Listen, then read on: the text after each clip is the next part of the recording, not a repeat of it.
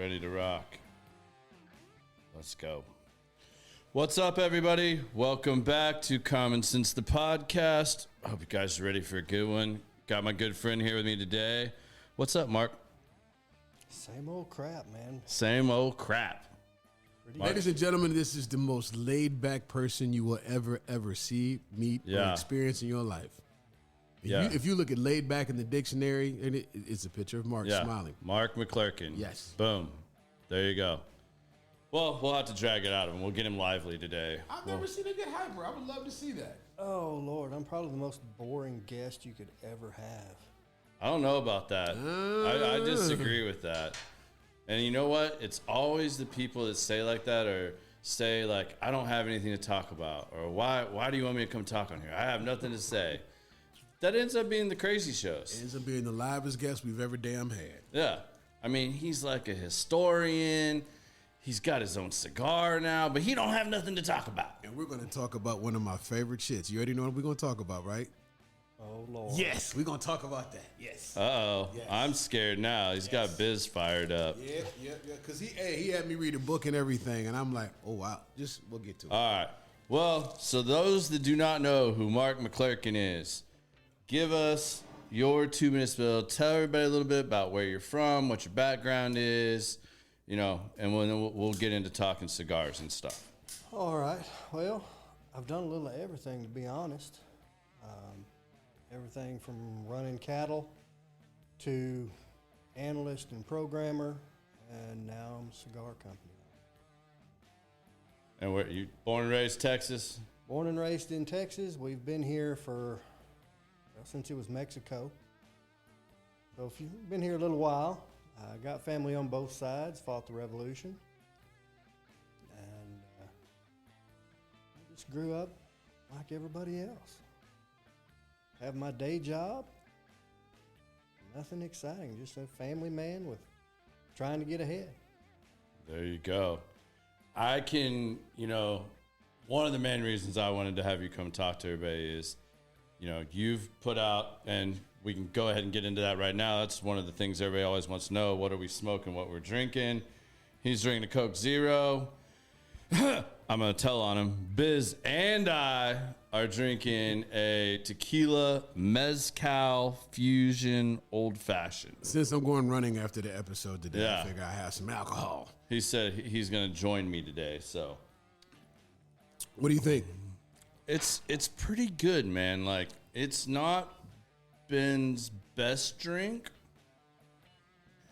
I like them. I've never had somebody mix mezcal and tequila, like go 50-50. Right. But it adds some unique flavor to it. So, I dig it. I'm not going to probably drink another one. No. But it's still cool for what it is. Yeah. It's definitely cool for what it is. It's got good flavor. It's pairing well with the cigar, too. Mm-hmm. So, as far as what we're smoking, well, since Mark's here, and I think you've seen me and Biz both smoke one of these on here before. Mm-hmm. But Mark is the proud new owner of these bad boys, the CATI Cigar. So I'm going to let you talk about them and tell them a little bit about what we're smoking. So, all right. This one's a PR49.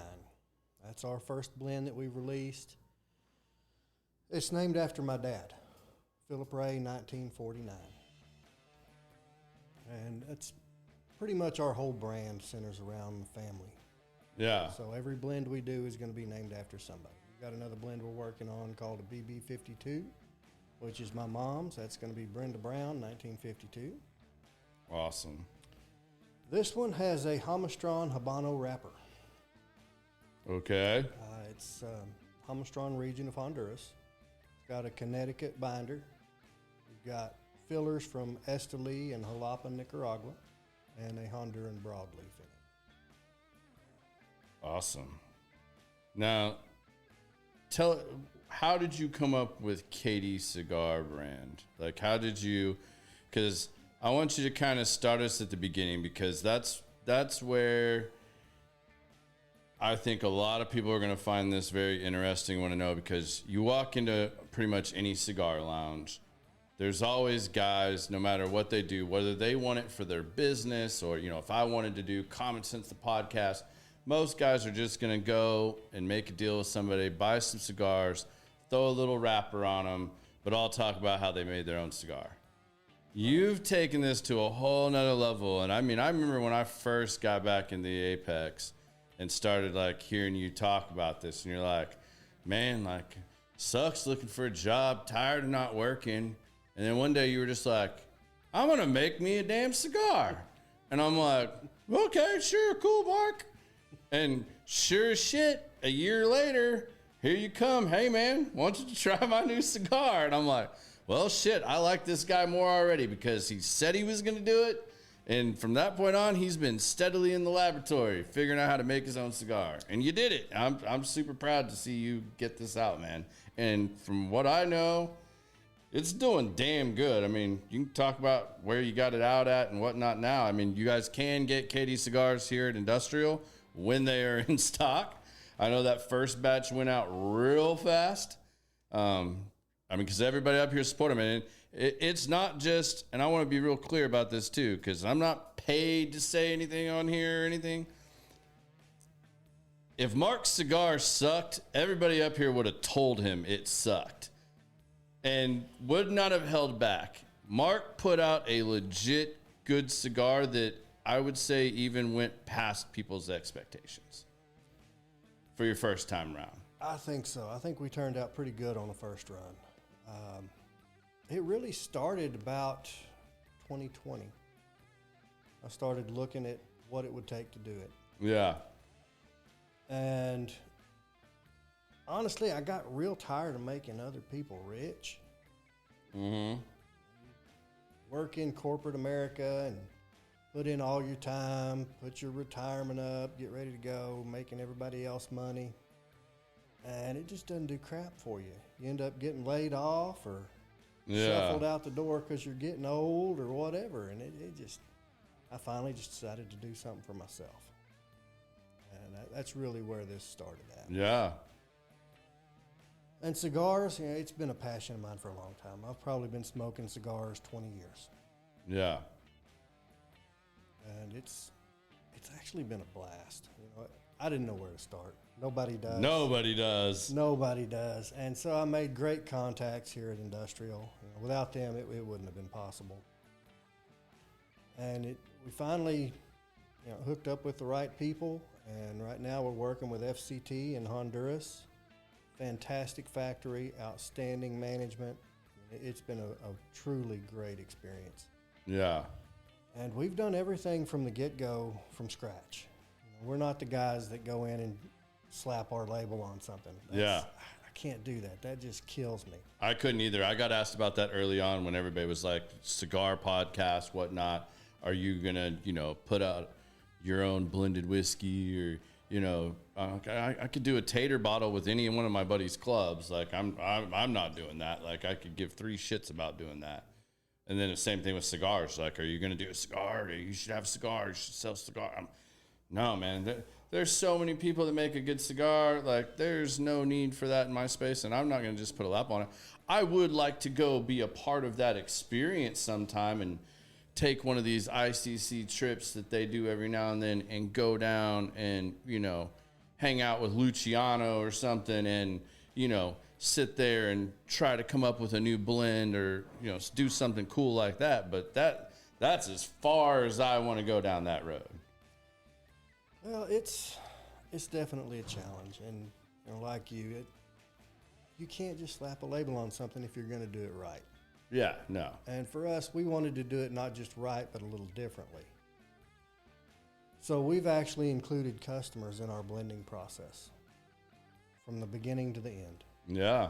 I mean, what we'll typically do is go down and establish 2 or 3 different base blends. Okay. We'll bring back some samples, and we'll work with people that are our customers. Yeah. Say, hey, what do you like? Which one's your favorite? Which one should we tweak? And then you just kind of narrow it down. You get to that one, and you go back to the factory, and you make more adjustments.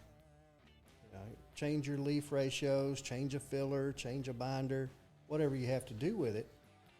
But when you involve your customers in it, you come up with something that's not necessarily even your palate, But you get something that people just smoke it and they go, damn, that's good. Yeah. How did you learn? Or, I mean, I know you said you've been smoking cigars for like 20 years. So, I mean, I'm sure, and it's a passion of yours, so I'm sure your cigar knowledge is pretty immense. But how did you kind of start knowing, do I want to play with the wrapper first or the binder or the fillers? Like, how did you learn and find your way through that process? When you're first getting started, it's absolutely critical to have a good factory, because they're going to have blenders on staff that know their tobacco. They know what they have enough of to produce production runs. They know what they have enough of for limited runs. Yeah. And so you're really working with those guys. And when you get there, you give them your goal. You know, I need a production cigar, so let's look at production tobaccos. And they're going to bring you just a table full of tobacco. It's absolutely ridiculous. By lunch the first day, you're like, shit, if I have to smoke another leaf, I'm going to pass out. You're hunting sugar to offset the nicotine by lunch. Yeah.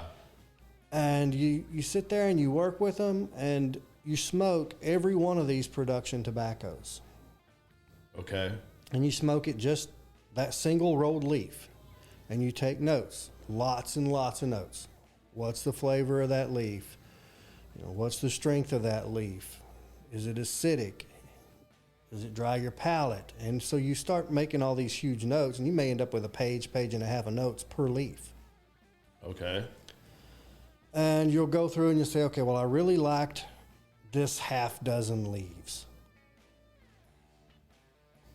And so you start working with their blender and say, okay, what of these is going to go together and what ratios? And so you just start working together on those sample blends with their blender. And can you do it all yourself? Yes, but it's a little foolish to try because there are so many combinations. I mean, I've got pictures of our first blending session where there are 20 leaves lined out on the table, and we're smoking all 20 of them, taking notes. And so having that input from a good factory is absolutely key, especially when you're like me and you say I have a lot of knowledge on cigars, but when you get to these factories, you realize even after years of this, you don't know shit. Yeah. But that's like, I think that It's goes everything. for pretty much everything. Yeah, it's every new industry If you that think you you know step everything, into. like you're in a whole nother category. Oh yeah. So that, honestly, to me, that's the best part, is because I can go down there and I can learn from these guys. Yeah. And that is an absolute blast for me. Don't get me wrong, I love to come in here and see people smoking my cigars and just sit back where I know that they don't know who I am and hear them talk about it. That's fun. Yeah. But to get down there and get your hands dirty, I love it. I need to get back down there soon because it's just so much to learn and so enjoyable while you're there. The people are absolutely wonderful in Central America. Yeah. How many trips did you have to make to get the first one that you decided was going to be your first one? Really, all we needed on the first blend was one trip. Oh, wow. Because you nail down those leaves in that period. Yeah. And once you nail down which leaves you want, they can send you samples that they can produce from those leaves in make different the different ratios. tweaks that you and want. you can work remotely to do some of that. And is it ideal? Not necessarily. But you've also got to recognize that what you smoke while you're smoking those samples is not going to be your finished product. Yeah. It's just not. For instance, our cigars, once they're rolled, the day we smoke them on the floor tastes very different than after they've rested for 2 months. Okay. Those flavors marry. Some get stronger, some get lighter. It balances the cigar more. But even then, our cigars aren't ready. Before we sold our first cigar here at Industrial, which was our first release, our cigars aged 6 months here in the U.S. Okay. So we have 8 months of age on a cigar after it's rolled, plus the age of the tobacco. Have you decided or learned anything from that of like where you want to take that more or less in the next ones? Like, are you gonna start doing more refining of this original, or are you completely happy with it? Or are you going to, and you're just going to start putting out some other ones like the BB? It's I'm assuming maybe completely different. It's going to be completely different. We're actually looking at partnering with a factory in the DR. Okay. So that we can get Dominican tobacco. Mm-hmm. Because we really want some significant variance in our line. Now this one, to me, it's a solid smoke. It's a production smoke. It's good to go. So we're not going to really do a lot of tweaking. We're going to have to tweak it every now and then if crops change or there's an issue with leaves, that kind of thing. Yeah. But for the most part, this blend is ready to go. We're good with it. We're not going to tinker with it too much except making sure that it stays where it needs to be. We do have some other stuff coming out that's not even named yet. Yeah. I mean, our second full-size cigar is going to be the BB52. Uh-huh. But we do have some minis that we're working on, and I'm hoping to have some samples of those in the next couple of months. I'll be your guinea pig. I love minis. I'd love to be on your little committee for guinea pig mini cigars. We can certainly do that. We ordered those with our second run of the PR49, so we should have those samples coming in here within the next month or two. Once they get here, they'll need to rest and acclimate and how'd you decide on the size and the shape of your cigars? Especially the Canon. Especially the Canon. I'm leading into that. My bad. Didn't mean to jump the gun on you, brother. All right. Well, the two best-selling cigars are Toro and Robusto. Mm-hmm. Especially in Texas. Toro is king. And so what we wanted to make sure we did is present a cigar that would appeal to the most people. When you're a new company, you need the broadest appeal you can get. So we're trying to make solid decisions in what vitolas we produce. But also, when you go in knowing what you're producing, it lets you tweak that blend to the size. So BB52 are going to be probably different sizes than this one, depending on the blend. Yeah. Now the Canon, that was just something I wanted. It had several aspects to it that it goes with the CATI. It goes with the CATI, come and take it. But and that's fun. The cosmetic piece was a huge part of it. But I have enough physics in my education to be a problem. I know just enough to screw stuff up. To be really dangerous, I think. Yeah, to really break something or hurt myself. And so I started thinking about what would this shape, if I build a Canon, do? And we didn't even know if it would work. We had no idea if it would draw properly. Someone said that you smoked the wrong end of a cigar. So that was a story I heard. I don't know if it's true or not. That is absolutely true. I was sitting around one night trying to think, well, what can I do? Nobody produces this shape. It doesn't exist. Yeah.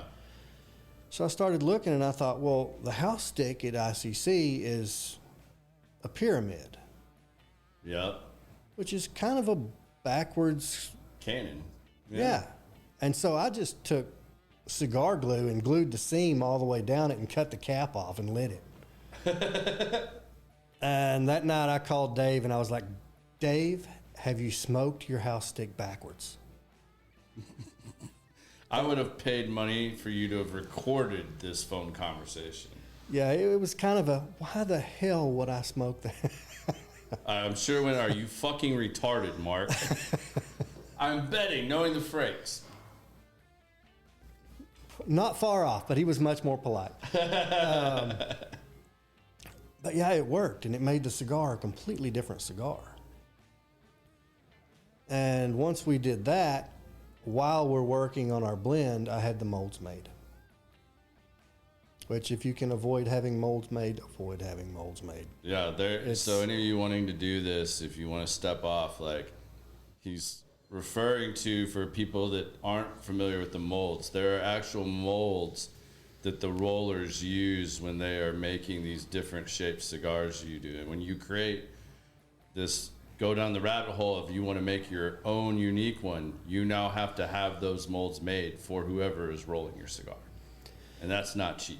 No, it's not cheap. Writing that check will shrivel your pod. Let alone patenting your... And it takes forever.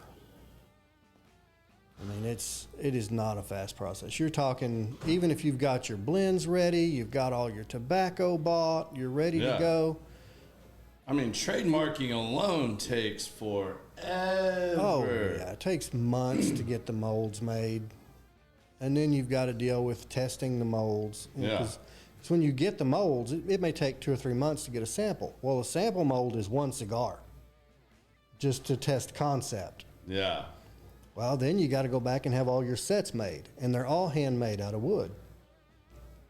I mean, here in the U.S., we can get plastic molds that are machined, and they probably last longer, but they're also super expensive. Yeah. And that's not traditional, and you seem to be a guy that stays with tradition. I like a nice mix of tradition and innovation. You have to mix it up. Otherwise, you get in a rut and you're just like everybody else. And that's part of why we wanted to do the Canon. Yeah. But what we figured out doing it is, I don't know how familiar you are with computers, but you know what a heat sink is? I do not. Okay, well, a heat sink is basically fins of aluminum that you stick onto a processor in a computer. Okay. And the heat travels up the fins and gives it more surface area and cools the processor so it doesn't shatter in the computer. Gotcha. Well, the shape of the Canon does the exact same thing. Really? Because that smoke comes into the back of the cigar and it spreads out and it comes in contact with more tobacco than you have at the front. But because the front is the smaller end, you've also reduced the ember size. And the combination of the two produces a cool smoke. And so it stays cool all the way to the end. I did notice that, like, you watch people smoke in the Canons, and they're literally trying not to burn their fingers, but you realize, like, you can literally smoke it all the way to, like, here, pretty much, without even having a poker or anything like that. You can really get after it. And that's why, is because the ember size stays smaller than the diameter of the cigar because it's tapered all the way back. And the more that smoke comes in contact with tobacco, the cooler it's going to be. Now, can you smoke it fast and get it hot? Of course.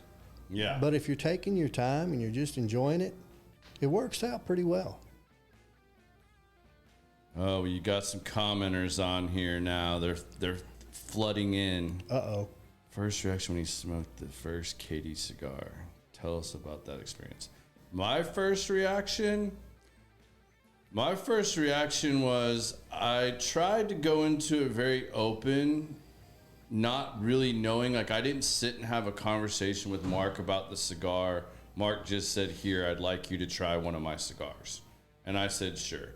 And it was actually on a Thursday, and it was when I was up here doing show prep, and I sat down and started smoking it. And everybody knows I am a draw whore, so that's always my first thing. Like, am I gonna have to relight this, 100 times? Do you have to be able to start a Harley to get this thing to keep going? Like, that drives me absolutely insane. So that was the first thing I noticed, was like the draw was amazing on it. That Canon, like, it just kept going, and like you could sit and be having a conversation and working and put it down. And the flavor, for people that have smoked a lot of cigars, you take note of how much a cigar changes from start to finish, because how they blend changes as that gets closer to you, and the amount of heat and everything else, like you were just talking on. But the flavor palette change. Like it might be hitting you really up front and be kind of strong up front when you first light it, and then it just starts mellowing, and then you get some other flavors that start expanding and hitting your palate differently. So that was impressive with yours, and it gave me similar of smoking the house stick the first time. Like it hit on those same notes. Like I thought it was phenomenal. I didn't want to like put it out, but like I want to say that was before we had Jamon on, and like so like I knew we were gonna be smoking DCs, and like I was like I didn't want to show it because like if I already took mine off this one because I started earlier, but these wrappers are super impressive and they really stand out. Like I did not want to be sitting here and not smoking my guest cigar when I had another cigar guy on here. So that was my first impression of the CATI cigar. And I was impressed. I was really happy for Mark because I knew he had put a shit ton of time into it.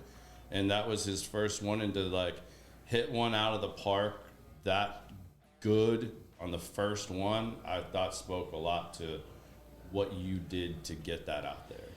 And honestly, a lot of that is also that shape. Mm-hmm. When you smoke that cannon, the diameter changes. So you're changing leaf ratio through the entire length of the cigar. Yeah. And so that flavor is going to continually change. And honestly, we didn't know how the cannon would do. We had no idea. So we produced about a third of what we did the other two Vitolas. Yes, size does matter. Yeah. And so, Mark, our ever so chatty Evan's on it today. Evan's on but one this today. This is a good one though. So, Mark, would you say that you were surprised with the amount of support and the reaction that you got from all the members here at ISSC for your cigar? Oh, absolutely not. You know, these guys are family. Yeah. You know, the industrial crew is just fantastic. They're wonderful people. And that was part of why I wanted to include them in our blending process, is because I know they're not going to blow smoke up my ass. Yeah. You know, it does me no good if someone says, oh, this is great, it's great, and it's mediocre or bad. Yeah. And so... And they're not just going to give you shelf space up here. Oh, I don't care who you are. You could be the biggest cigar brand in the world. And if it ain't a fit for them, they're going to tell you to piss off. Politely, but they're going to tell you to piss off. Like, pretty you're much. not going to just get shelf space in the highly curated humidor here. Oh, not at all. And honestly, even though we blended with not just the Frakes, but customers here and other folks in mind, and you know, let them participate in the process, we still went through the full review process here. Yeah. You know, so we had to have buy-in from all the owners. Yeah. Before we could even get a space on the shelf. But now that we have space on the shelf, we've been doing really well. We've sold out of cannons up here. Yep. I've got more at the distributor. We're actually changing distributors right now, becoming our own distributor. And so as soon as I can get everything moved over to my new location, we're going to have more here in-house, we think. What advice would you give if somebody was sitting here listening to this, or if you've had these conversations? Man, I'm thinking about doing a cigar. And, you know, I don't mean to be not even negative, just what advice would you give them to start on their journey in order of importance? If there's 3 or 4 items, what would you tell them to do to get started? To start, put up 3 times the amount of money you think you're going to need. Because everything's a beating. And second, be patient. Because you're dealing with Central America or Dominican Republic. You know, these are third world countries. They're wonderful people, but they're not on your schedule. Yeah, they do not work on your time. Not at all. So be ready for extensive delays, and it's going to cost you every month you have a delay. You're going to be paying for your software. You're going to be paying for your insurance. You're going to be paying everything, and you're going to be sitting on your hands waiting. Like I said, when cigars get here, they've got to sit and acclimate. Well, just because it acclimated doesn't mean it's ready to smoke. You've got to age that rolled cigar so that the balance is right, the flavors are right. And so you're going to be sitting on your hands and a lot. You're going to be smoking your cigars every week. Are they ready? Are they not ready? And so be prepared for that kind of stuff. You know, it's way too much money. It is not. People will tell you, oh, you can get into it for about $15,000. No. If you want to do that, you can't start a podcast for $15,000. I bet you know that. I mean, you can't. I mean, and do it right and do everything that you need to do. I mean, just let's break that down for people with a cigar too. Like, I mean, like, you have to start. Form your company. There's $500. You do it yourself. You know, just get your company set up. You're gonna get a company up. Now you gotta go buy your domain for however many years you want to do it. There's another $500. You're $1,000 in already, and all you've done is do a domain. Then you go secure all your social media. Then, if you haven't already done it, or you're not capable of doing it yourself, then you gotta source and have your logo done, or logos, depending on what you're selling, and all that. Then you gotta do your trademark and get that logo trademarked, or whatever it is you're doing. And every trademark is 3 trademarks, because you have the words, you have the logo with the words, and then you just have the logo. And all those are separate fees. They're all separate fees. They're all separate fees, and they also take, like, I'm gonna say, if you have a really badass attorney that's doing that for you, you're looking at 6 months. Easy. About right. To get that. It might take longer depending on what you're doing and what you're trying to trademark, and if anything comes up in that process. I mean, that's the main reason we still don't have the music podcast out yet, because we just did everything I told you, and then when it got to the IPO trademark attorney, they're like, nope, such band has 2 albums called that. You don't want this to kick off, and then those guys come back when you actually start making money. And then they're coming back for you wanting royalties off of that. Like, an IPO lawsuit is the biggest lawsuit you can get in, the most expensive. Well, the one thing that I heard from you, I've heard it from Jaman, who owns Definition, but I think the one thing that doesn't cost a dime, and I think being that I've been to PCA several times that people don't have, you have this, is the story. Yeah. The story, the why. Why did you create this stick? And we had an extensive conversation about you. Like, you remember, I got all emotional and like all geeked up when he told me about his dad and the things being a mail carrier and the history of the family and all that, the why this cigar exists. Just like he named it after his father lived, he named it after his mother.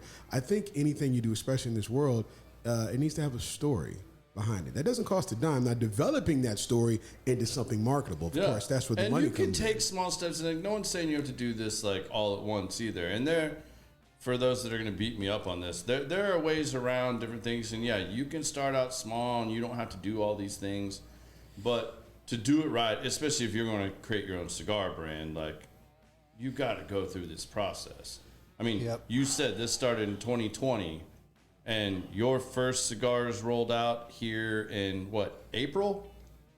Our first public release was June. June, okay. Just a couple months ago. Yeah, so that's 4 years.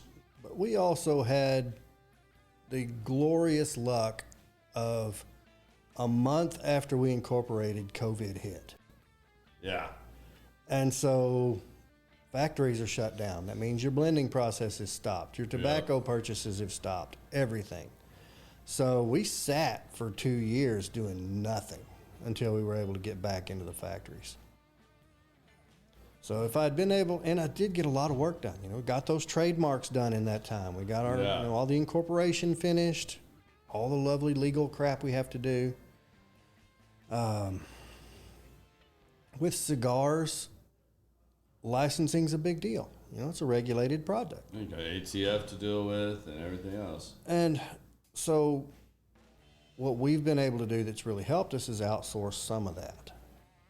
But there are fees, of course, associated with outsourcing anything. So rather than pay the small fortune to get our importer license, we've partnered with an importer to bring them in and take care of our taxes and all that. Well, by the time we take care of taxes and pay the importer, we're in another 60, 70 cents a cigar. Then it has to go to a distributor. Well, your distributor is going to charge you another 25 cents a cigar, which is why we're doing our own distribution now. Now, did you have somebody these are a lot of little intricate things. did you have somebody walk you through all these steps? Is this learn as you go? Like, how did you know how to jump through these holes that are, because, I mean, you named off 10 things. Yeah. Yeah. Some of it the Frakes have been kind enough to help with. You know, some of it I do have a business background, so I'm accustomed to dealing with a lot of this stuff. But when it comes to tobacco, I was very fortunate in knowing several brand owners.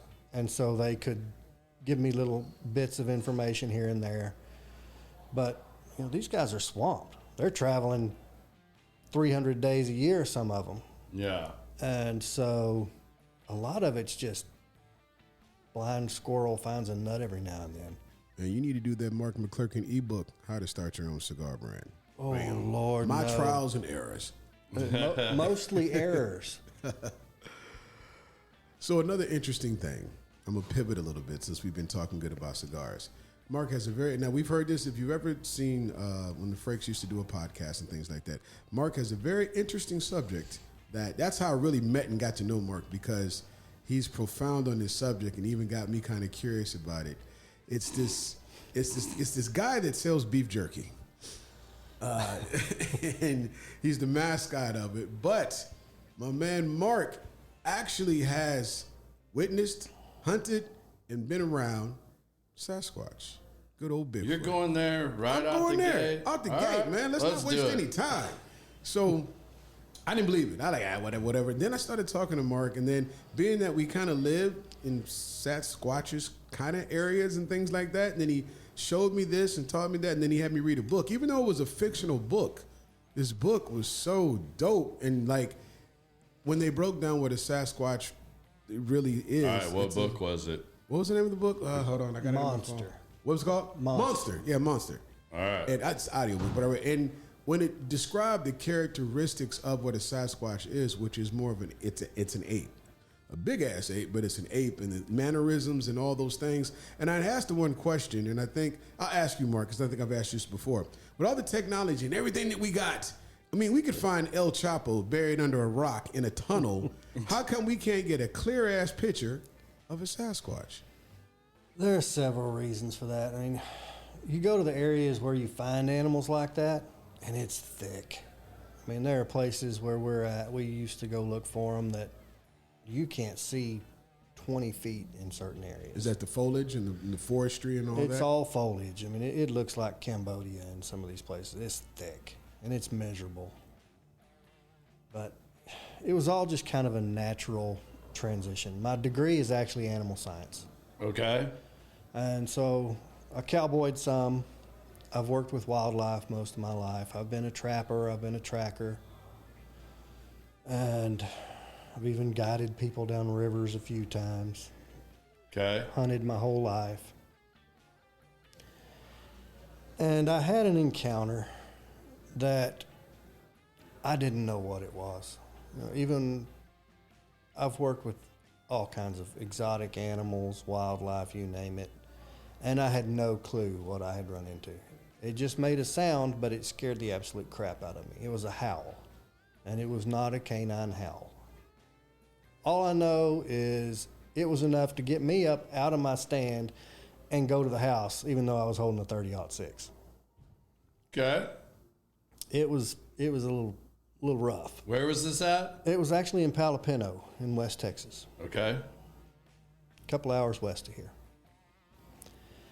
And for years, I thought about it, no idea. And then a friend sent me this audio file and said, "Hey, listen to this. They said this is Bigfoot." I'm thinking, oh, crap, another idiot. Because I didn't buy into any of that, nothing. Okay, so you weren't a person that thought that Bigfoot, no, I thought it was the total Loch Ness Monster, any of this. Like, this is all BS. No, fairy tales to you at this point. It is, absolutely. Okay. I mean, my degree is animal science. You go to school for that stuff, and you're like, okay, this is bullshit. Yeah. Well, he sent me this file, and every hair on my body stood up. It was almost identical to what I had heard in Palapino. And so I was like, okay, I don't know what the hell this is, but it's freaky, and I'm going to find out more. And so I started digging, and I found a group here in Texas called the Texas Bigfoot Research Conservancy at the time. Now they've got a different name. Okay. And I hooked up with them, and I thought, started talking to them, and they actually had a fair number of biologists on their teams. And these were guys, some of them I knew of. I've seen their writings. They teach at universities. And so I thought, well, okay, if anybody's going to help me with this, maybe it's these guys. Okay. And through the course of all of this, I've seen at least 8 of them. 8 Bigfoots. All in West Texas, or? No, all of them were in Oklahoma that I've seen. Okay. Southeast Oklahoma. Broken Bow is kind of the general area there. Oh, hell. I was getting ready to rent a cabin next month. No, I'm not going. I'm good. You should have told me about it before I booked it. You said you wanted to take... well, hold on. You said a 30-06 won't put one down? Oh, it would. Okay. He said he was scared and went back inside even with a 30-06. Yeah. What about a 45? All right, so how have you I just want to make sure I take the right shit with me. Well, one of the things this group did is start setting up where they just had their experienced people, and they would send people out into this area where we'd actually had a Forest Service worker contact us. Okay. So this is a guy that works for the National Forest Service and says, look, I'm not supposed to talk to you about this, but we know they're in here. And so they started setting up expeditions. And we would have people in there for 2 months nonstop. They would take 1-week shifts in small teams. And you talk to like the Choctaws and such in the area, and they'll tell you, just go in deep and wait a week and they'll come to you. Well, they're not wrong. And we've had some pretty wild encounters in there. We've got audio. We've learned a lot of limitations.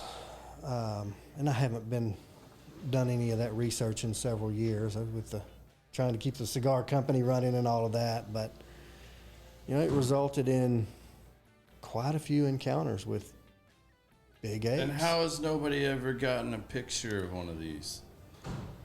Partly, You've had 8 encounters, and you guys are out there specifically looking for Sasquatch. The amount of technology we have today, infrared, all this other stuff. Yep. How has nobody got an undisputable picture of this yet? Because you yourself have gotten 8 encounters. Because most encounters last 2 to 3 seconds. When you're talking a thick area like that, they can disappear in 2 seconds, no problem. And so by the time you get a camera up, get it in frame, it's over. Evan even asked, has anybody ever shot or killed one of them? Shot, yes. Killed, I'm sure. I mean, there are old historical documents dating back to Lewis and Clark of encounters. If you look at the Lewis and Clark diaries, they're listed in there.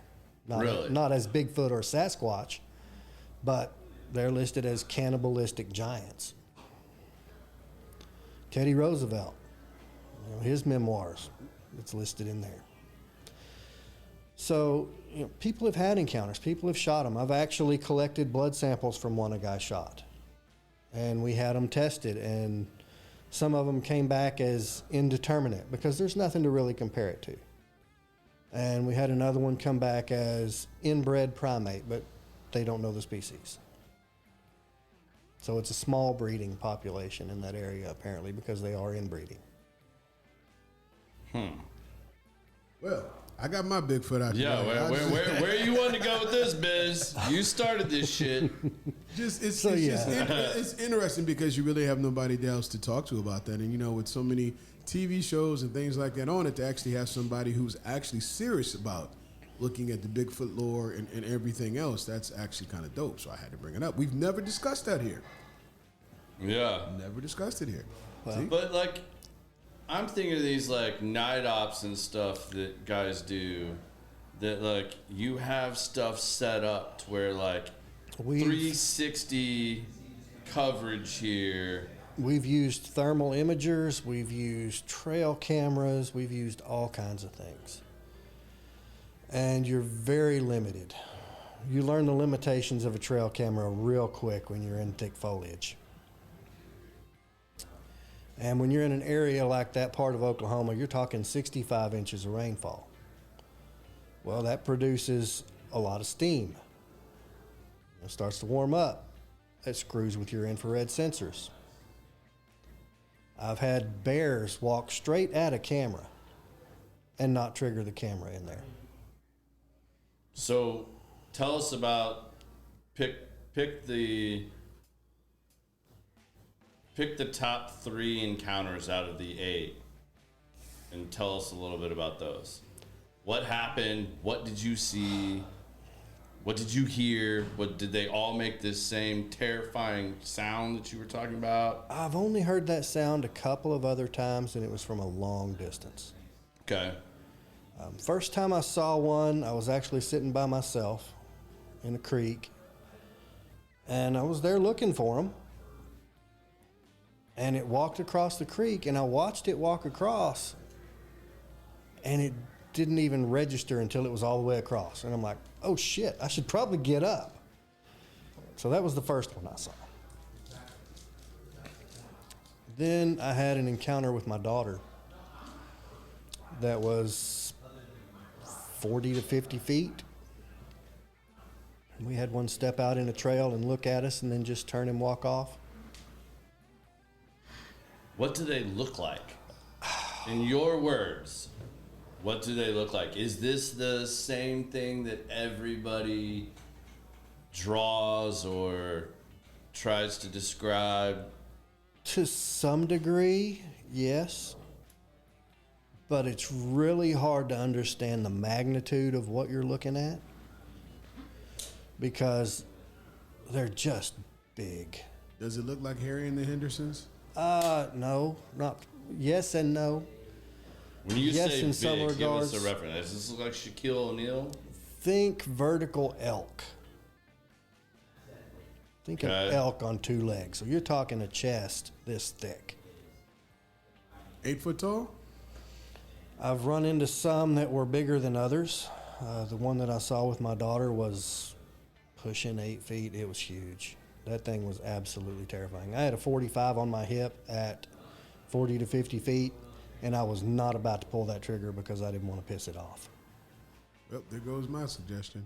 Leaving my shit at home. And I've run into others, which probably in my top 3 encounters is I got charged.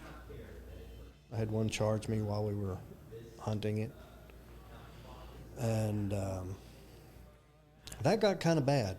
It was not a fun encounter at all. I ended up firing 2 shots to get it to turn.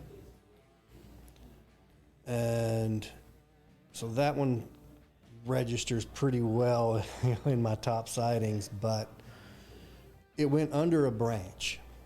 And I remembered it, the top of its head clearing that branch by about 3 inches. So we did a measurement on it, and it would have been between 6, 9, and 7 feet to clear that branch. Wow. Well, okay. Well, I guess I'll pivot back because Evan is still chiming in. Yeah, he's hammering He's on my this. neck about this thing about Mark. Tell us the difference between a plume and a mold. Oh, yes. That was one of the things that I used that lovely microscope of mine for. Everybody that's been in cigars for a while has heard the argument that plume is mold, there's no such thing as plume, blah, blah, blah. Well, I got sick of hearing it and just wanted to know the answer. And so I started grabbing cigars. So now, explain what it is, first of all. So is it something that's on a cigar that looks like mold, but it's not, but people call it this? For the people that don't know, sure. What is plume? Or what would make you think that your cigar has that on it? If you have a cigar that looks like it's got something on the outside of it, be it spots or whatever, depending on who you talk to, they're going to tell you, well, it's this or it's that. Yeah. Well, what it came down to was I just wanted to know. So I started taking samples of cigars. I got like 100 and something cigars of different ages. Okay. Almost everything I looked at was mold. Vast majority. And then I got one Trinidad sample, and it didn't look like the others. It looked like it had really fine dust on it. And it was very uniform. It was over pretty much the whole cigar. And so I thought, well, let's look at this one because it doesn't look like all this other crap that I've been looking at. Okay. And so I'll drop it under the microscope and hit it with a light, and it just sparkled. And so I start zooming in on it to see what happens. And it was just covered in tiny crystals. So the oils and the sugars and the nicotine had crystallized on the outside of the cigar as it aged. And we had it tested at a laboratory, actually. There was a guy up here at Industrial that was a professor. And so I said, hey, take this cigar, take some swabs of it, run it through some different samples you can do. So he ran it through a mass spectrometer and a bunch of other stuff. And what we figured out is that it was truly nicotine derivatives, like 4 different nicotine derivatives, and sugars for the most part, along with some fatty acids. And all of it had crystallized on the outside of the cigar. So plume is real. You know, people can argue about it all day long. It's not common, but it is real, and it does not look like mold. If you've got little spots on your cigar or it's blotchy looking, that's probably not plume. It's most likely going to be a type of mold. But if you've got a fine coating that even feels gritty to the touch, that's plume. Okay, so like hairy, almost like crystals on it. Like I've seen this one time, I think, on a cigar. It's not real common. Yeah.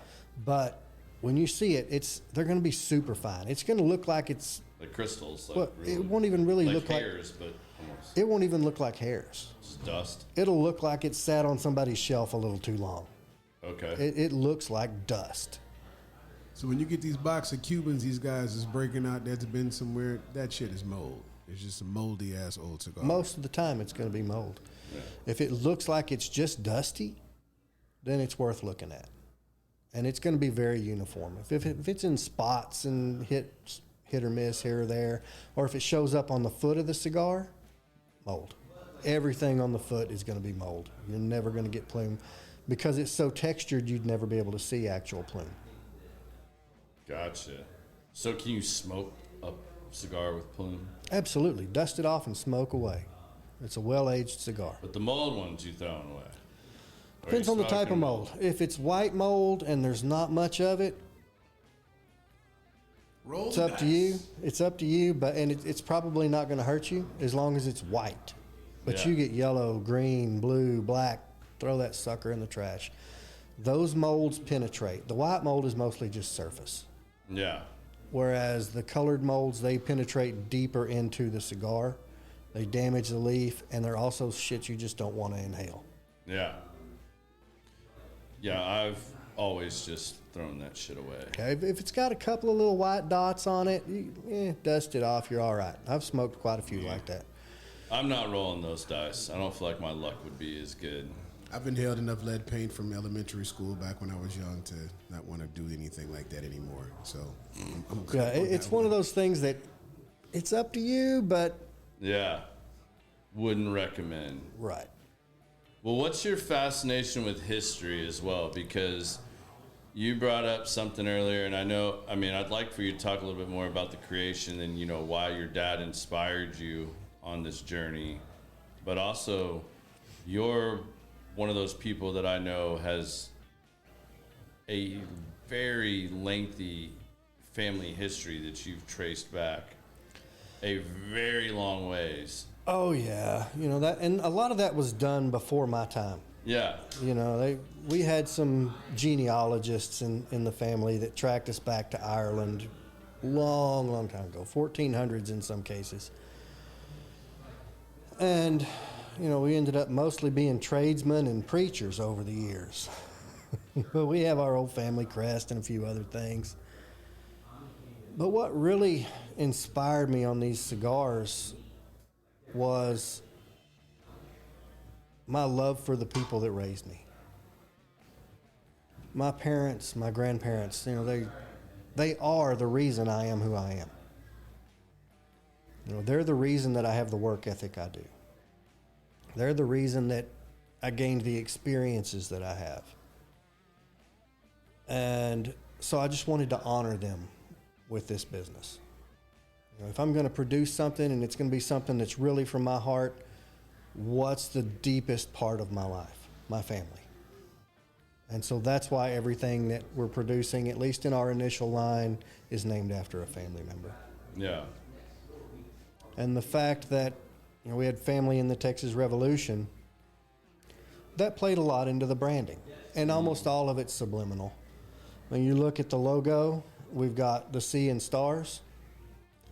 Well, you've got 6 stars for the nations that ruled over Texas and the lone star in the center. So that's where the stars come from. CATI, of course, is Come and Take It. Mm-hmm. You look at this PR-49 band, you've got a pump jack on there. Yep. My dad was born in Burke Burnett.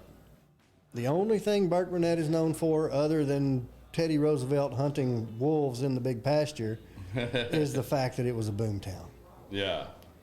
And so we put that pump jack on there. It's a picture from the Panhandle up near that area.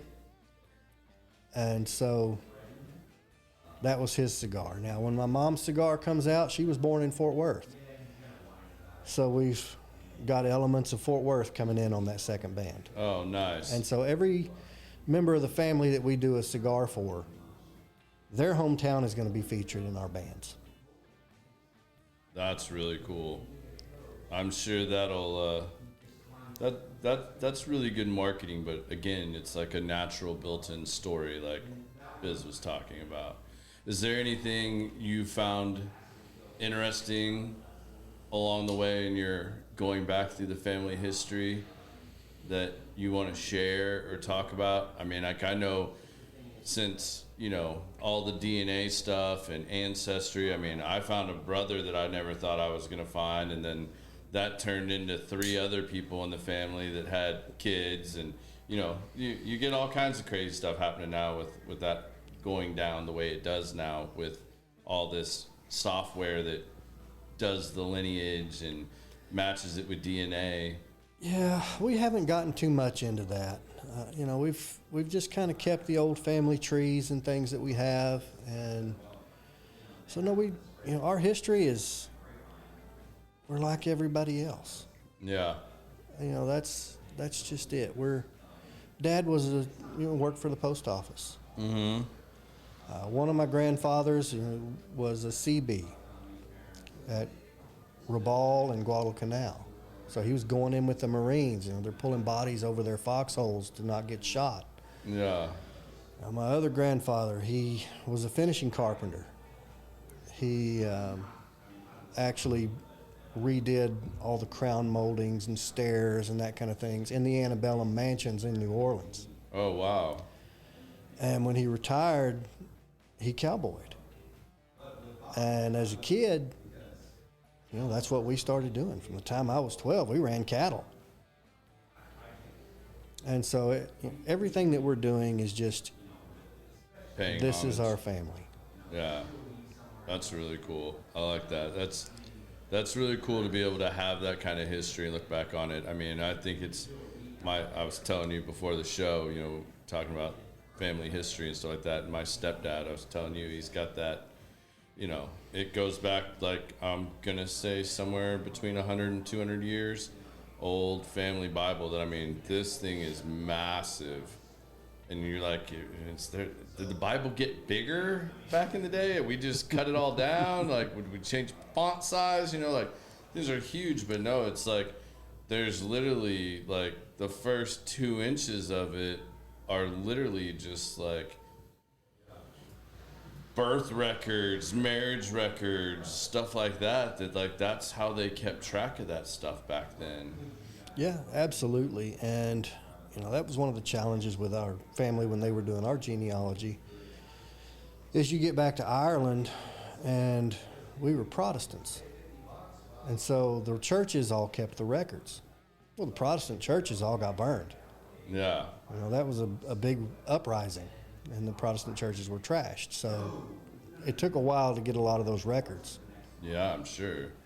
And some gone forever. Yeah, so. some you'll never know. Yeah, that's crazy. Well, what are your goals now for CATI Cigars? Where do you want to see this go? Like, honestly, I have no idea. All I know right now is that I want to make a beautiful cigar. You're well on your way with that. I mean, that's it. If it turns into something that I do full time, wonderful, because I love it. Yeah. But my real goal is to make something that I can be proud of. And that's it. Now, if it pays for itself, that's a big bonus.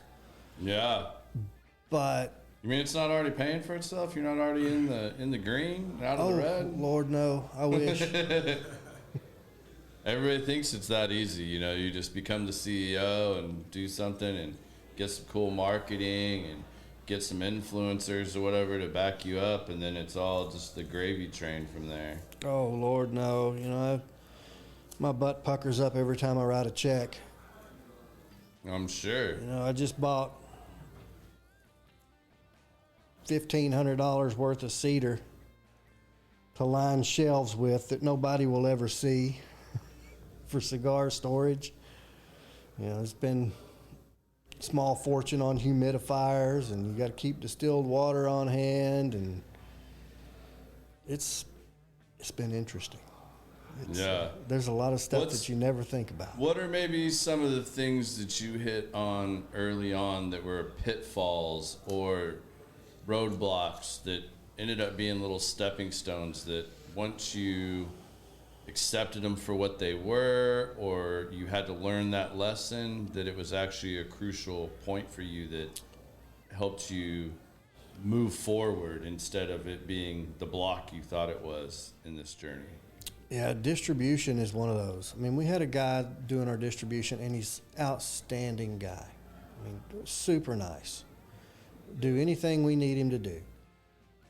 But with some banking issues and other things, he couldn't take our credit card payments anymore just because, and it didn't have anything to do with us. Yeah.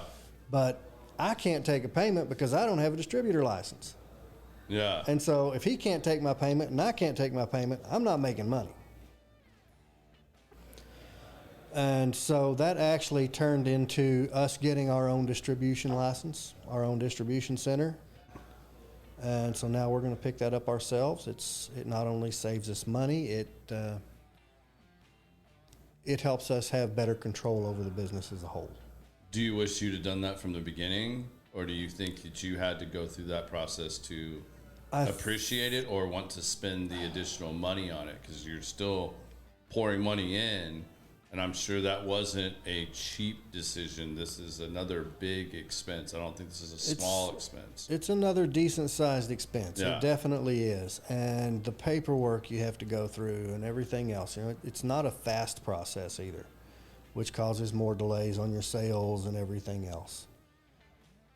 I'm very glad we did it the way we did. Yeah. I really am, because I learned a lot from him. Yeah. He's helped me through the process of getting my license. He's helped me with the process of setting up the distribution center. But that one was very much a challenge. I mean, that put us behind several months on getting payments, on pretty much running the business. I mean, it went from selling to everything's on hold again. So that's probably the biggest issue that we've had. Yeah. That really turned into something good. Was there something maybe early on when this was still an idea for you that kept you from pulling the trigger sooner that you look back on and go, man, like, I wish I'd have come to this conclusion about this thing that was holding me back from, not having, take COVID out of the picture, because that's not fair. But was there something that, you had this idea and this thing kept you from doing it for a while, and then you decided because of X to do it, and you wish you'd have come to that conclusion sooner? Fear. Absolutely fear. Because this is a lot of money for me. Yeah. I'm a 9-to-5 guy. I've worked my entire life. I've never owned a company before this. Didn't know what I didn't know. And when you're just getting by, trying to put a kid through school and everything else, you worry about that money. Yeah. And what really pushed me was the company I was working for. Obviously COVID hit and everything went to crap. Mm-hmm. But, I'd just been pushed and pushed and pushed at that job. I was killing my health, destroying my health. I had 3 teams on 2 continents. I worked hours from East Coast all the way to India time, which is 11 and a half hours difference. And so I was going from 7 in the morning until midnight every night on my regular job. Yeah. And, in your VP level, you're not getting overtime for that. You're not getting huge bonuses. You're considered middle management, and you're also considered expendable. And the mortgage industry, which is what I've been in for quite a while, is pretty volatile. Yeah. You have layoffs at least every other year. Yeah. You just do. And what really got the company moving fast was a layoff. I lost my job. I was out of work for a year. I couldn't find even a temp job for 6 months. With 25 years experience, couldn't even get a temp job. After running multiple teams across continents. Yep. Yeah. 3 programming languages, multiple business intelligence applications.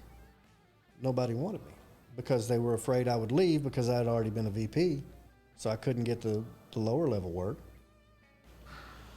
And which you were willing to take. I remember these conversations. Yeah, hey, give me a paycheck. Yeah. I didn't care. Yeah, I'll step back down.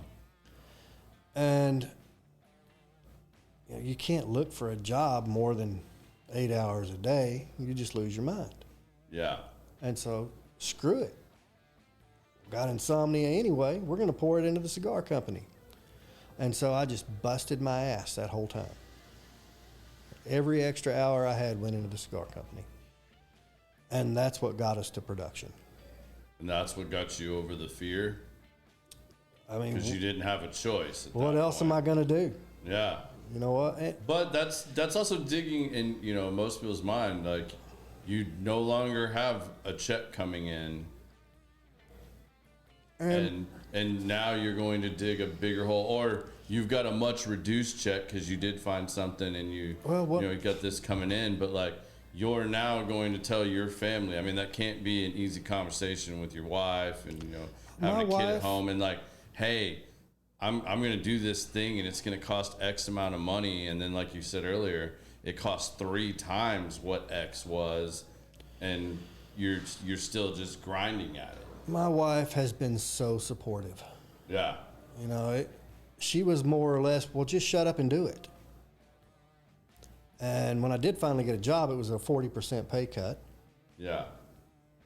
But it was worth it. I'm not even managing people now. I can log out at 5 and work on the cigar company. Screw it. Yeah. But, it's not bringing in a paycheck even at this point. What really got me going was I'm sick and damn tired of making hundreds of millions of dollars for other people and being expendable. Yeah. And so there was a whole lot of pissed off. And that's what really spurred me to push it forward. Yeah, because that's not, I don't know if I'd call that rock bottom. Because you hear a lot of these people like, you have to hit rock bottom, or you just have to be willing to risk everything. And that you're going to go into these huge amounts of debts. And you see these guys that they've started and filed bankruptcy on 10 companies, and then this one finally, goes and turns into their thing. But they were able to deal with that struggle and maintain that passion and their vision for what they wanted, and they just kept going. Like, they just didn't quit. They just had that discipline to keep, all right, cool. Like, I just went bankrupt on this. Like, I lost my life savings trying to do this one thing. Now I got to rebuild again. But to stop them from doing it again, like, they just keep doing this. So, well, like us, you get in with a factory. You get a blend that's beautiful. I mean, we had a blend that was absolutely gorgeous, and the factory flaked out. And it's like, all right, this is not going to kill it. I know I've got some time and some money invested here, but I'm not going to let this kill us. Yeah. And thankfully, the contacts that we had made over the last several years, we were able to pivot to another factory, reestablish a new blend, and start moving forward. So there was actually a failure right out the gate of, oh yeah, you had this blend that you were ready to go, pull the trigger on, and then that shit the bed. Yep. And you had to start back at square one again. Had to start completely over on it. And honestly, every cigar you make, it may or may not work. For instance, we had a blend at another factory that was, we started as a base blend, and I told them, hey, let's make these changes here. Let's move these tobaccos. Let's swap this one. And I lit it, and it was like the whole floor stopped. And the factory owner said, what the hell did you just light? It was gorgeous. So we had a bunch of samples made. Because of that aging process that I was talking about earlier, 2 months later, I smoked that cigar. There's no flavor. So we're back to square one on the blend. It lost all the flavor? Once all of the tobaccos married, they canceled each other out. And so it was like smoking paper. There was just nothing there. That's bizarre. And so you're like, shit. Or you may smoke one on the floor and it's got a great flavor to it, but as it ages, that little bit of pepper that you were getting on the retrohale that made it interesting faded out. So it's still okay, but it's not what you wanted. So there's a constant give and take. The odds of hitting a blend on the first try, not good. You're going to be tweaking. And those blends take a long time to do. So why do so many people age cigars then if... I'll see the right way to ask this. Why do so many people age cigars then if you taste something and it tastes like X at the factory on the floor and you go, this is good enough or this is excellent, and then by the time it gets rolled, and whether they age it for a while there or it just ages in the process, and then it comes to you, and then you now have it here, semi-ready for distribution, and then you now smoke one because it just comes here, and it doesn't smoke like what you just experienced on the floor, which could have been 3 months ago, 6 months ago, right. Whatever. It will never smoke like it did on the floor. So that never happens. Never. All right. So then it ages, and then you just find a point again where you either say this got better, this got worse, so we're scrapping this, or now it's really good and we know based on this timing that consistently we can produce this? Because I don't see how, I'm having a hard time wrapping my brain around how, if that's the process, how does a Nelson Alfonso or a, you know, I mean, you name it, Luciano or a Davidoff, how do they create this line and then for years and years produce something that to your average to above average cigar person that's buying a cigar like that it still stays that consistent? Does that make sense? Did I ask that properly? Yeah, absolutely. And it's, you know, take Nelson. He doesn't know how his stuff's going to smoke. He doesn't know if it's going to work or not for years because he ages his stuff so long. And so it's a massive risk. Yeah. But he's so good at what he does that he's got a lot better chance than the rest of us. I don't know where my cigar went. That's never happened. Right under the middle of your chair. So what happens is every year you're going to get a little bit different crop. Yeah. You just are. Yeah, weather, climate. Exactly. Your weather everything. changes, little changes to Same the soil. seed, same field. Little changes to the aging, little changes in fermentation. And so there's constant tweaking. You know, each crop you're going to need a little bit of a tweak to make sure that you get that consistency. And that's where these blenders at the factories come in. They're going to make sure that you're consistent. They're going to take those same tobaccos. Okay, let's change a little bit of the ratio on this filler versus the other filler. You know, is the binder that we have neutral, or is it adding something like a nutty flavor? So they're going to balance that out for you. It's going to help a lot to have somebody that has your back, which is, you know, having that good factory.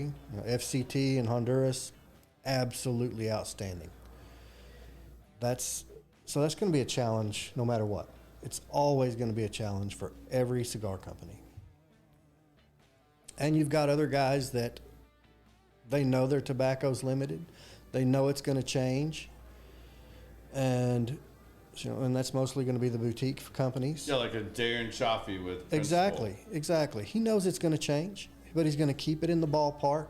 He's going to keep it fairly close, you know, so that you don't come out with a drastically different cigar in the same line. You know, in the same, but or if it does, I guess you just got to now rethink that and maybe just create another cigar. Yeah, pretty much. Call it something else because it changed that much. Potentially, yeah. Or your customers just know, hey, this is what I've got. It's limited quantities. Things are going to shift. Yeah. And so it's a lot of it's setting expectations. Now you've got your guys like your Drew Estate. Yeah. Their blends, you know, one, they have very, very high control over their tobacco. You know, they know exactly what they've got. They've got tons of it. And so it's easier for them to adjust. Where for smaller companies, it's a little tougher because I'm not buying a warehouse full of tobacco. I can't afford to. Yeah.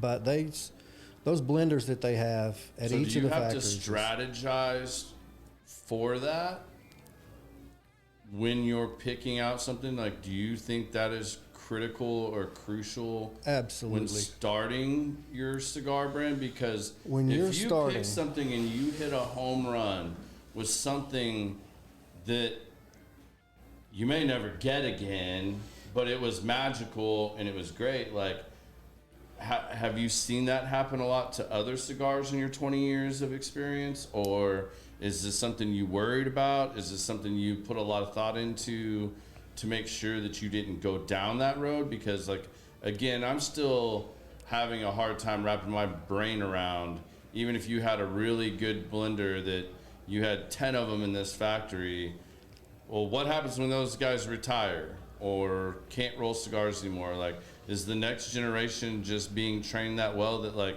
they can go, okay, you had these 3 fillers in here this year, this filler is actually stronger than it was the year before, and this other one is a little bit weaker, so we're going to change that ratio.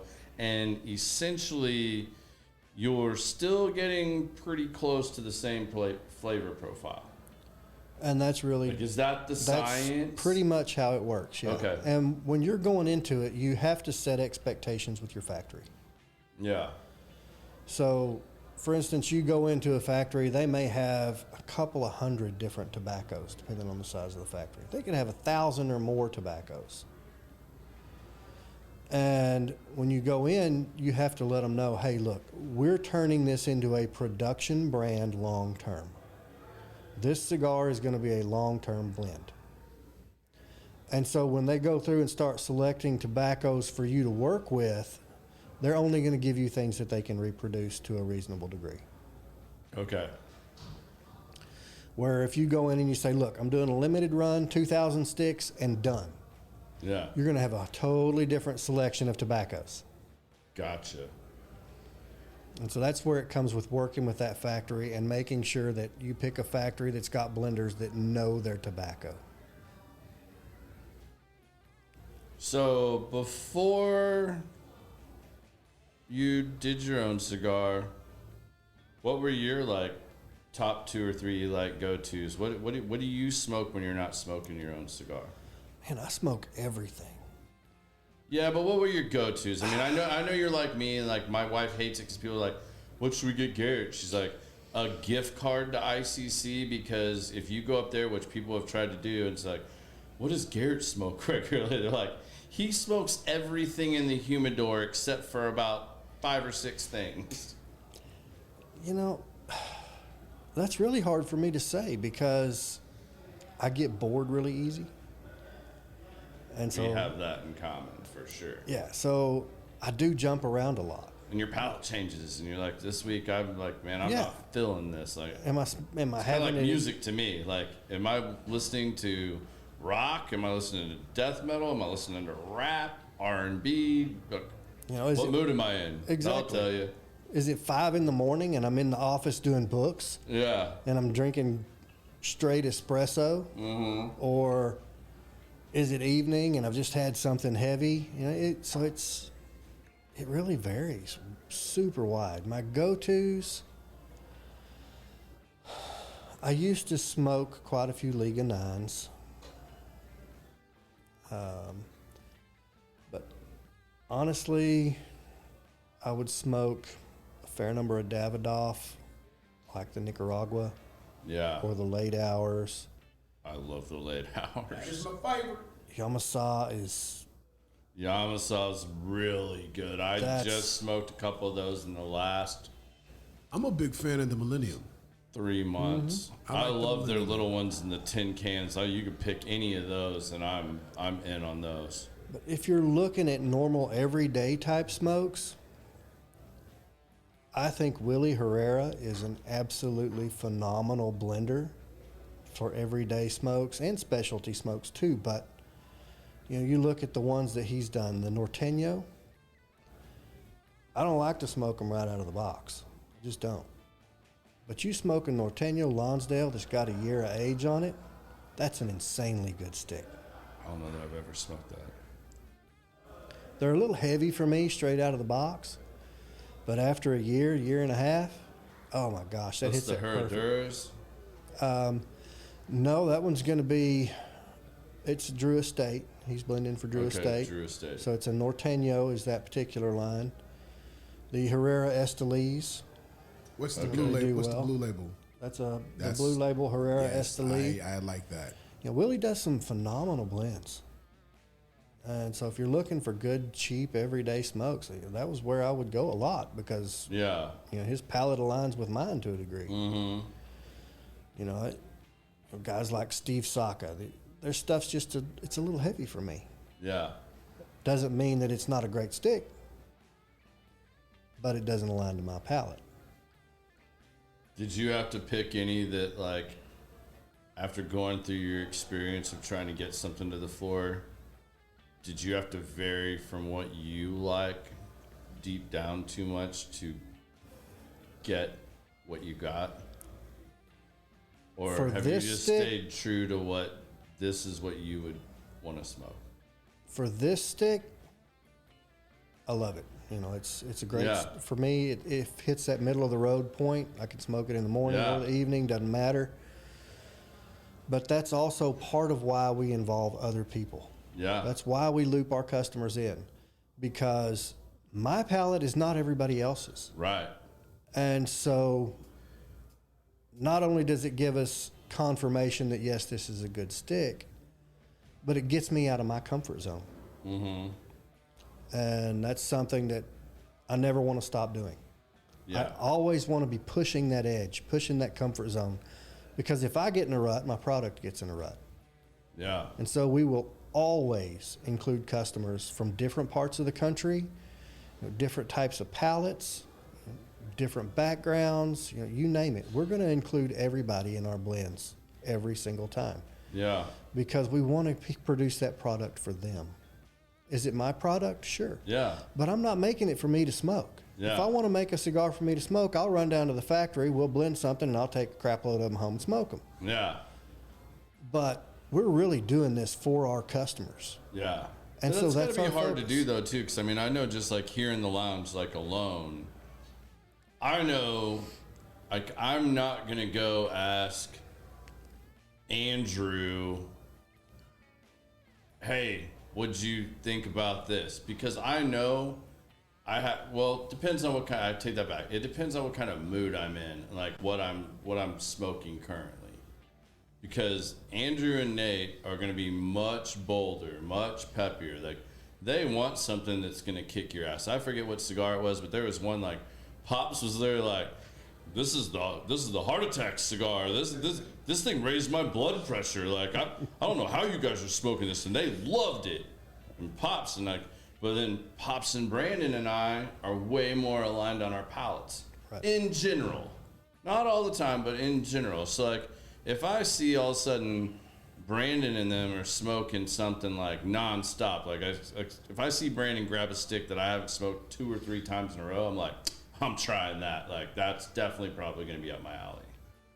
But then there's other people too, like Aaron up here. Aaron likes some different sticks that like some of his favorites, and like I tried them, or even like Eric Hall, like. What was those cigars? The monsters of Cookie Monsters?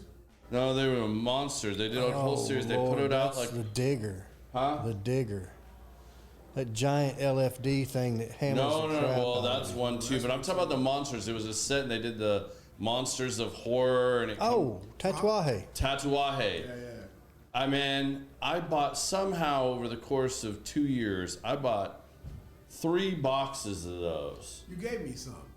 I can't smoke them. I tried, and everybody's like, smoke the Jason, smoke the Freddy Cougar, and I'm like, and the bad thing was like, I would open one and it like one would get to the back of my locker, and then I'd forget that it was back there, and I'd stick it back there because I didn't really enjoy it. I was like, I'm gonna let that sit there for a while, and then somehow I would totally forget and space out and buy the next year's box. And before you know it, I had 2 from one year and then 1 of the current year. And I had opened all 3 of them.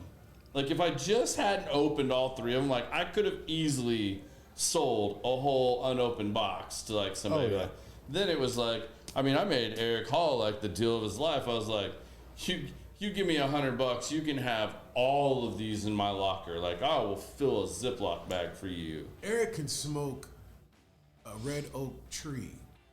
Just like that. I had one of them Jacob ladders. I took one puff and it took me to my knees. And there's like, give it here, I got it. I was like, damn. One of those monsters, I remember, I will never forget this. Like, I literally lit it, took about 2-3 puffs, and I had like the worst headache I had ever had in my life, other than the time when I was dating my wife and her father and some of her cousins and uncles got me to smoke hookah with them at the lake. That is the worst headache I have ever had in my life. But man, that's got to be, man. There's so many things that are so challenging about cigars. Like I get impressed with the people that can like. I still struggle remembering the names of the shapes and the sizes, And then you start talking about wrappers and binders and fillers, and I'm like, you're speaking Chinese to me. Like, I don't even know. Like, I can just tell you, like, I like this one. This one is a little stronger. I like this one with coffee. I like this one with my whiskey. I like this one with tequila. I still, in, let's say, 4 or 5 years now of really smoking cigars, I can't get deep like some people on here.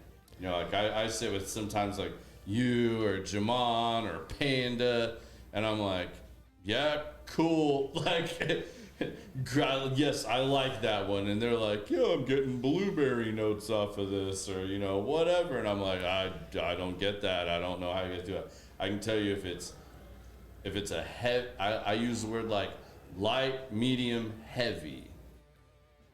Peppery, smooth, and it's like, it's some of these things like and I guess I feel the shame of it, because in bourbon world, if you say that Blanton's was really smooth, the bourbon nerds are gonna annihilate you. Oh yeah. You know, like, if you can't pick out that had caramel and vanilla notes, or that was a cherry bomb, or, you know, whatever it is, you're gonna get roasted by somebody. You are. And, you know, some of it's innate. You know, some of it's your physiology. You know, do you have the palate to taste that stuff? But a lot of it's developed. Yeah. It really is. If you sit down and you just, it sounds silly, but sit down with a flavor wheel. Sit in the dark, no distractions, inside, and just smoke. And just think about what you're tasting. This is kind of woody. And you look over at the wood section on that flavor wheel. And so that's how you're going to develop your palate. And I'm not going to lie, a lot of it is total bullshit. Palates are so subjective. Yeah. I mean, because I feel that way with, I guess cigars maybe are harder for me because, like, I've broken my nose so many times and had, like, reconstructive surgery twice, which is amazing that I can retrohale. Like, I'm super proud that I can do that, because I was like, when Pops was first explaining to me, I was like, oh, I don't know, that's probably going to go really bad for me. I'm going to probably be yakking back here and everybody's going to be clowning me. But that does help. Like, what, with this one, with your PR, what are the flavors you get out of this? I try to be very general with that, because palates are so subjective. So what you're going to get on the PR 49 is going to be kind of earthy, a little nutty, and a little creamy. But it's also, you know, when you look at our boxes, we list flavor notes to a degree. Okay. So you'll look at our box, and this one's going to say earthy, nutty, and robust. So it's not super mild smoke. You're going to get a lot of flavor out of it. You're going to pick up some of that earthiness. You're going to get some nice nuttiness out of both the binder, which is that good Connecticut, where they're rotating peanuts and stuff through the crops. And so you'll actually taste some of that. Definitely get the nuttiness out of these, and the earthiness. Yeah, and the jalapa in it's going to give you some of that creamy nuttiness, like almost like cashew. You know, a smoother nut, not like a walnut or something like that. Yeah, it's not like pecan or anything like that. It's not like overwhelming. And so that's why we just list a general term. Yeah. So, you know, earthy, some people are going to say, oh, it's fresh plowed earth, or oh, it's fresh cut. Bullshit. Yeah. That's what you're tasting. It's not what everybody else is tasting. Yeah, I gave you that word, and now you're kind of like running with it in your own direction. Exactly. So we try to just use general terms. Yeah. Because what do you get on the Canon? Canon, that one is definitely a weird animal. It's a weird animal. It just is. Larry Adams, I'm so glad you jumped on here. That's absolutely hilarious. But Larry Adams just said, I want to smoke a CATI Cannon with Sasquatch and Evan Brussel at the DNC. That's awesome. Oh, that's so awesome, Larry. I love Larry. Larry has some of the best posts, and I love that his give a fuck is real low, and he'll just put it out there, and he stands on what he stands on. Like, I absolutely love it. He cracks me up. I'm sad I missed him last time he was in the lounge. I heard about it, and I wasn't around to where wanted to meet him and his wife, because he's been a long-time listener since we started this thing. I absolutely love that. Like, that's cool. Yeah, I want to smoke a can and like hang out in Oklahoma with Mark and, you know, see if I can hear this howl and have an encounter. Might change my life. Who knows? Yeah, we've actually had people cry up there. I'm sure if it's that frightening, and we've had them lose their mind a little bit up there. It's, but you know, we just want to stay true to ourselves through all of this. You know, we don't want to let things get overblown. You know, oh, well, you're supposed to taste this or that, and it's come on. I mean, when you look at this industry, there's a lot of ego. Mm-hmm. And for us, I've been through enough crap. I don't have any ego left. And so it's, we just want to make a great smoke for people. Well, I think you're well on your way to doing that. Biz, there was something else you were talking about earlier that you were like, I'm going to ask Mark about this. And it was Bigfoot. No, there was something else before that. What else besides Bigfoot? I don't remember, but you were talking about something. We're taking show notes. On. Or the what? I'm saying I'm doing show notes as we're talking, because there's key parts and key things. I want to make sure they get munched later on. Yeah. Technical crap. Sorry. I don't. Sasquatch was. I threw him off because you guys were talking about, you know, music, and then there was something else you were talking about. No, I'm just saying that as being a DJ, Mark was the one that introduced me to some other stuff. To was it Red Dirt Country? Is that what we call it? So first time second time I did First Friday. He's like, you got any Turnpike Troubadours? I said, any highway who? He said, nah, Turnpike Troubadours. I'm like, I ain't never heard of that. The hell that is. And I found it played. I was like, okay, I got it. But that's what being a DJ is about. You have to, like cigars in the palate, you have to also expand your mind with music, because you never know the crowd that's in front of you. Yeah. So Mark has a pretty good eclectic mindset when it comes to the music. Oh, my music tastes run the full gamut. I mean, I've got, you hit my playlist and it sounds like maybe I've got a mental disorder. I think that's pretty much everybody. I mean, I may go from 1800s opera. You know, I may flip from Carmen and the Pearl Fishers over to some Ray Wiley Hubbard, out to Rolling Stones, Creedence. I mean, you name it. I mean, so I'm a little bit all over the place. Record on not too long ago, and I'm really pissed I can't get my record player to play right now. Yeah, that's a whole nother story. We're not getting into that right now. Well, all right. There's two things we ask every guest on the show, so it's that time for you. Great. And I appreciate you coming and doing this with us. I know you were absolutely willing, but you're just like, man, I don't have anything to talk about. I'm like, no, you do. You have a good story, man. Like, I want to get that out there. So thank you for agreeing to come do this with us. We appreciate you having me. Yeah, absolutely, man. Anytime. So, what's up, Rob? What would be, if you got to leave your daughter with one piece of advice, what would that piece of advice be? Don't stop. Just don't stop. Because if you let yourself get in a rut, you're going to miss out on so much. You know, I spent the first 25 years of my career doing shit that I absolutely hate. I still do shit that I hate. I don't like computers. I'm on computers all day. Yeah. But because I've continually learned and I've continually grown, we're moving into another phase of our lives. And so you've just got to push forward. Yeah. That's a tough balance. I think a lot of people struggle with that,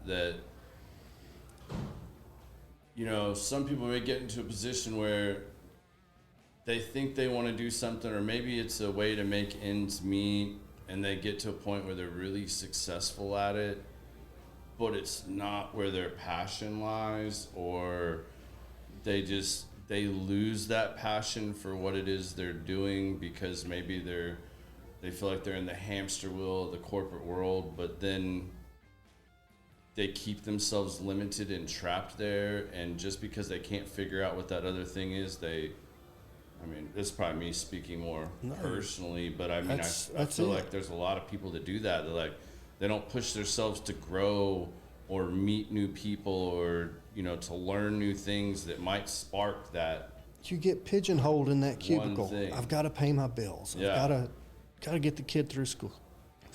I've got to do this. I've got to do that. And you get so wrapped up in getting by that you forget to live. Yeah. And I'm at a point that I'm too old to give a shit. Yeah. So I'm going to do what I want to do now. So I think you need to add another part to that in your word of advice is you said don't stop, but I think don't stop and don't forget to live. Absolutely. And that's one thing with my daughter. She didn't know what she wanted to do. Yeah. And so she's developed a passion for photography. Yay. And now that's her minor in school. Yeah. And we're really encouraging that and telling her, you know what, if this is what you love, just frickin' do it. There are going to be days that you don't want to. Yeah. Doesn't matter. Find a new aspect of it. Find a new part of that passion. She loves the wildlife and the nature piece. Well, supplement that with something that'll help you grow. Get in some product photography. Get in some landscape photography. Yeah. Break things up. Learn who you are. Yeah. But don't stop learning. Just keep moving forward and stick with that passion. Yeah.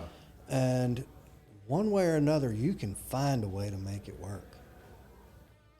Can she do wildlife photography? Yeah, she could focus on that and make it her passion. Could she make her paycheck photographing real estate? Yeah. And still do what she loves? Yeah.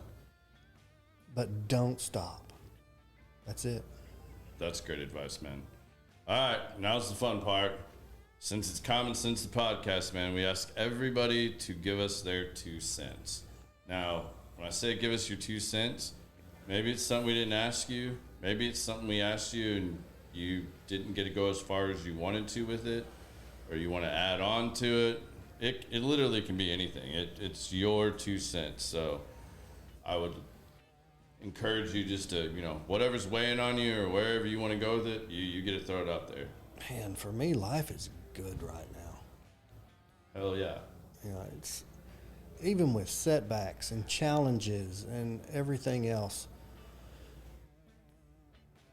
the days that you keep your gratitude higher than your expectations, you're going to have an absolutely beautiful day.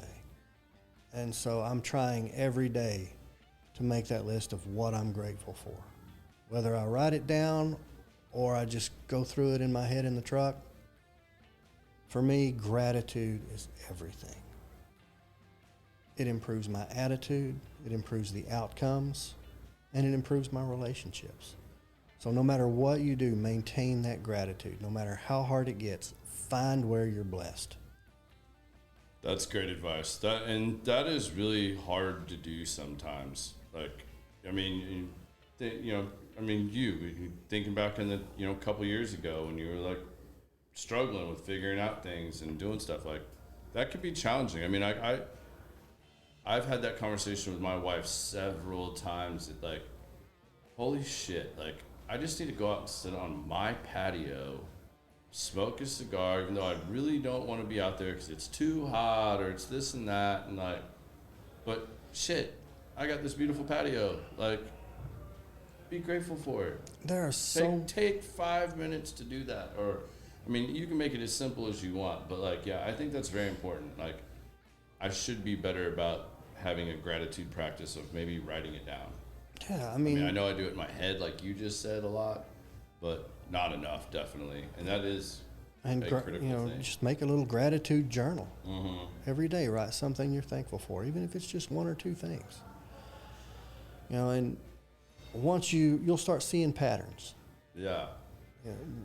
And so when I'm down, I can always look back and say, you know what? I have an absolutely amazing wife. I have a daughter that is just turning into this wonderful woman that we're so proud of. Yeah. And so it's little things, things you don't think about. Did I have something work out great in the kitchen by accident when I was making something for dinner? Yeah. Just the little stuff. Because we get so focused on the crap that went wrong. And so you've got to keep that focus on your gratitude. Absolutely, man. Well, again, man, thank you for coming on the show. I really appreciate it. Enjoyed being able to have you as a friend, man. Thank you. I wish you the utmost success with CATI Cigars. I hope all you that haven't tried it yet, you will try it.